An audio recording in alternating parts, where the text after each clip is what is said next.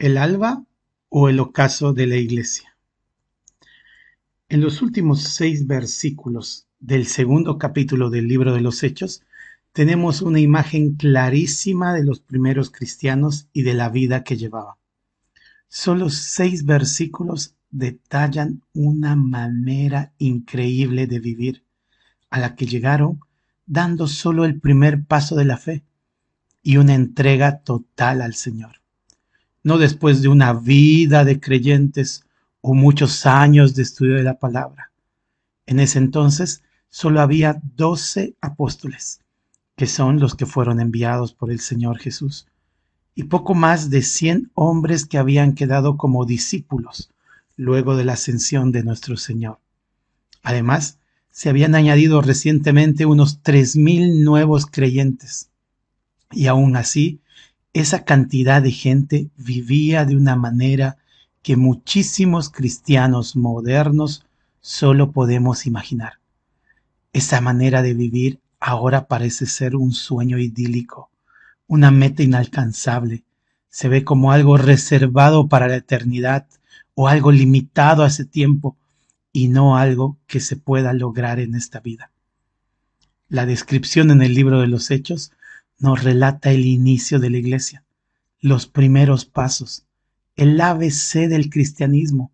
Se supone que es el alba de la fe, la adoración explícita y en verdad hacia el Redentor, nuestro Señor Jesucristo. Por ende, la iglesia y sus miembros deberían haber crecido desde ese entonces, madurado espiritualmente.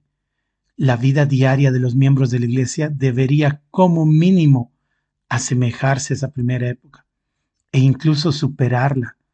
El Nuevo Testamento aún no estaba escrito en ese entonces, pero los hijos de Dios vivían de manera tal que parecía que conocían y practicaban todas las enseñanzas que luego Pablo y los demás autores nos dejaron en los libros.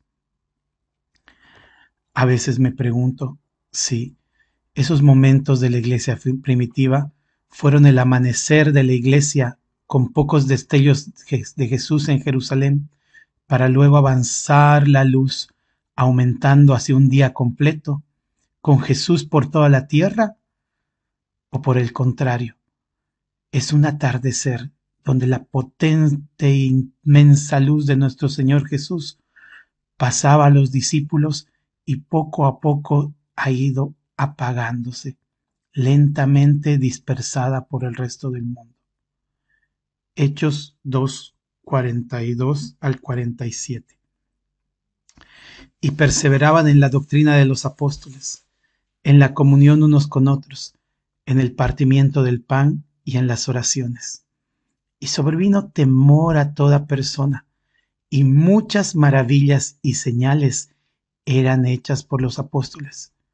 Todos los que habían creído estaban juntos y tenían en común todas las cosas, y vendían sus propiedades y sus bienes, y los repartían a todos según la necesidad de cada uno, y perseverando unánimes cada día en el templo, y partiendo el pan en las casas, comían juntos con alegría y sencillez de corazón, alabando a Dios y teniendo favor con todo el pueblo. Y el Señor añadía cada día a la iglesia a los que habían de ser salvos. Esa descripción de la iglesia me confronta. Muy pocos de ellos tenían acceso a las escrituras y solo en la sinagoga, pero perseveraban en el aprendizaje y el cumplimiento de lo que los apóstoles enseñaban. Pecadores asesinos de Cristo salvados por gracia de Dios y listos para resucitar con Él. Ese era el eje de la predicación. Esa sola verdad hacía que permanezcan firmes, agradecidos y adelante con la doctrina. Esto me hace pensar en mi situación. Tengo toda la Biblia a disposición, maestros, pastores y mucha enseñanza al alcance de un clic, pero no alcanzo la constancia. Me cuesta tomar unos momentos por día para estudiar su palabra, para escuchar un mensaje, para tratar de acercarme más a Jesús. Ellos permanecían en comunión juntos unos con otros. Yo, en cambio, en el último mes solo he visitado a 2 hermanos en su casa y compartido muy poco tiempo en interesarme e involucrarme en la situación de mis hermanos. Los cristianos primitivos participaban del partimiento del pan, no como algo monótono. No era una reunión establecida con fecha y hora a la cual no se debía faltar. Era algo que brotaba de su interior, porque estaban todo el tiempo haciendo memoria del Señor Jesús y su muerte en la cruz. A mí, sin embargo, ¿cuántas veces me costó ir a la cena del Señor? ¿Cuántas veces fui sin ese anhelo profundo de agradecer a mi Salvador, sin preparar un solo versículo que me recuerde su amor, sin llevarle una alabanza en mi boca? Pareciera que algunas veces fui solo por religión. Ellos oraban unos con otros y por otros, ejemplo de unidad. Parece ser que con mucha razón el Señor realizaba maravillas más a menudo en ese tiempo de lo que ahora puedo ver. Considero el tiempo que yo le dedico a la oración y me avergüenzo de mí mismo. Estos factores de perseverancia hacían que la iglesia no pase desapercibida en la comunidad. Todos podían ver las maravillas y señales que hacía Dios por medio de los apóstoles y discípulos. Y esto hacía que consideren seriamente este fenómeno nuevo. Veían vidas transformadas, personas que estaban juntas y tenían en común todas las cosas. Seguramente gente que antes pudo tener rencillas, rencores, pleitos, ahora se amaban mutuamente. No habían necesitados en la iglesia, pues se repartían los recursos de acuerdo a la necesidad de cada uno. Algunos entregaban sus bienes, sus propiedades, vendían todo lo que tenían para ser repartido. Yo tengo más que suficiente y aún así me cuesta dar económicamente para el Señor.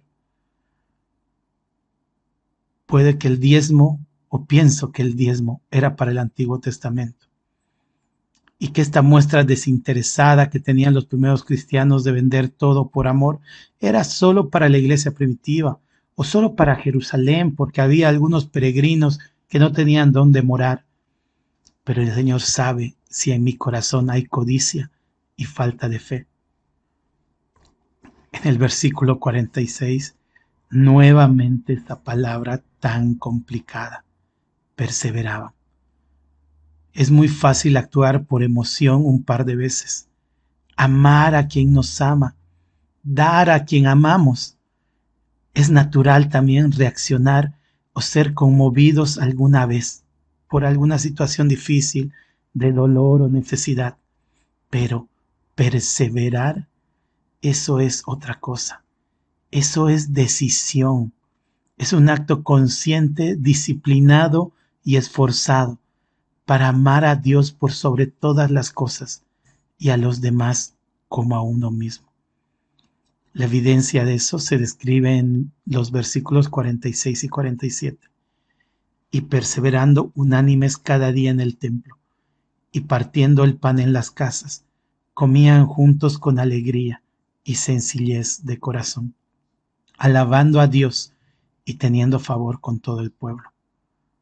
Además de todo, lo hacían con alegría y sencillez de corazón, dejando de lado rivalidades, pleitos, contiendas, incluso haciendo a un costado preferencias, afinidad o feeling entre hermanos, amando a todos y a cada uno como Cristo nos amó. ¿Y cuál fue el resultado de todo esto? Lo vemos al final del versículo 47. Y el Señor añadía cada día a la iglesia los que habían de ser salvos. El pueblo obedeciendo al Padre y el Padre siendo fiel a su palabra. El pueblo haciendo lo que le tocaba y Dios encargándose de lo que estaba fuera de su alcance. Eso no ha cambiado y no cambiará jamás. Salmo 133, 1 y 3. Mirad cuán bueno y cuán delicioso es habitar los hermanos juntos en armonía, como el rocío de Hermón que desciende sobre los montes de Sión, porque allí envía Jehová bendición y vida eterna. Pero, gracias a Dios, que la iglesia no depende de sí misma. Si fuera en nuestras propias fuerzas, si fuera en nuestra sabiduría, si dependiera de nosotros, la iglesia sería hoy algo que solo se encontraría en libros de historia. Sería solo un recuerdo, pero la iglesia depende de Dios. Y es Dios mismo estando en medio de sus hijos y viviendo dentro de cada uno de ellos lo que impulsa a la iglesia. Esta verdad es la que nos debe sostener a diario. Saber que no depende de mí, no se trata de mí, se trata de Jesús, de su sacrificio en la cruz. Solo meditando en esto, considerándolo en nuestros corazones, podemos ubicar nuestro lugar. Somos solo herramientas de Dios en esta tierra, y una herramienta no puede dirigir el trabajo, solo hace lo que el maestro dispone. Nuestro trabajo es estar dispuestos. Si consideramos por un momento lo que Jesús ha hecho con nuestra vida, de dónde nos ha sacado y hacia dónde nos lleva, lo primero que brota es gratitud, sencillez de corazón. Renace el anhelo de amar su palabra, obedecerla. Procurando esto, podemos volver a vivir como lo hacía la iglesia primitiva. Tal vez ellos con pocas verdades conocidas, pero con entrega total. Ese entonces no fue un atardecer para la iglesia, fue el amanecer.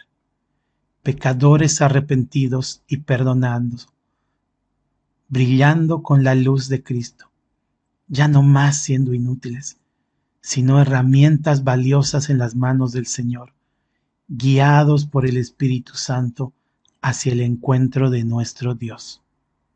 Ánimo, hermanos.